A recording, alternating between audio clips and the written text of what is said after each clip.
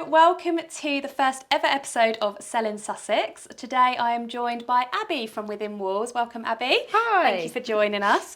So me and Abby have known each other for quite a while now, haven't we? Been through all our pregnancies together. And so Abby, do you want to start off by telling us a little bit about yourself and about Within Walls? Sure, yeah. So we do property photography for agents, builders, interior designers. We kind of specialise in more kind of like the luxury lifestyle approach with photos. So we take every property individually. So new builds, we always kind of think about the ideal client who's going to be looking for those properties. So, you know, they want lots of space and things like that. We photograph accordingly. Things like old Tudor houses, we'll then photograph those slightly differently because you've got a different clientele. So it's just imagining what the ideal buyer is and then developing our strategy around that.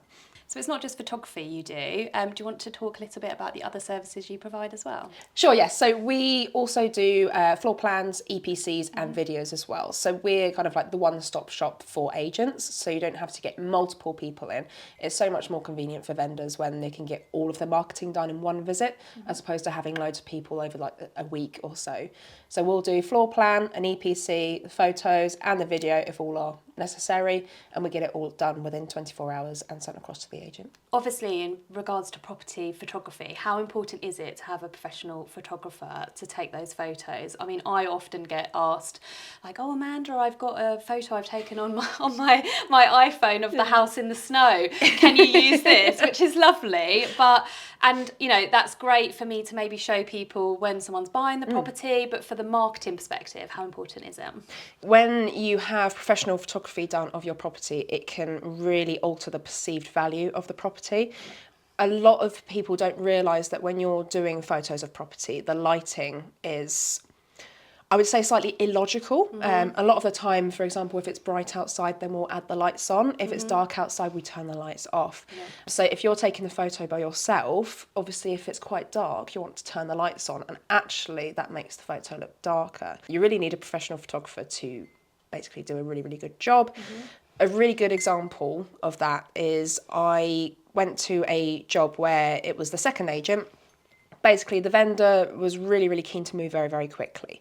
So the previous agent, no fault to them, that was just what the vendor wanted, but they took the photos themselves and they did the same thing that everyone would think, turned all the lights on. But because they couldn't edit the photos were slightly orange, it made it look dark. Yeah. So the property didn't sell. She had to go to a different agent. They brought me out. The photos were obviously very, very different. When I looked at the photos before, I thought that, well, yeah, put it this way, I wouldn't have viewed the property. And then imagine my surprise when I turn up and it's like a show home. It was amazing. So I did the photos, and once it went online, it sold within a day, and it sold for more money than the asking price. So that's kind of proof that if you get a professional photographer in, it's actually better to wait slightly longer to get the really good photos. And overall, the process will likely be a lot quicker and you could even get more money for your property. Great. And lastly, if someone is thinking of coming to the market soon and they want to prepare their property in order for you to come around and take the photos, is there any tips or advice you would give someone of things to do to make their property best presentable? Yeah, absolutely. I think the main thing is decluttering.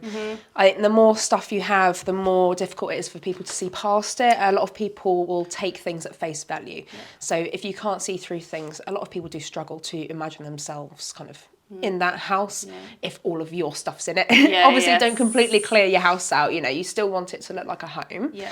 But it's just being mindful of all the what people would deem as clutter around, just kind of simplify things a little bit.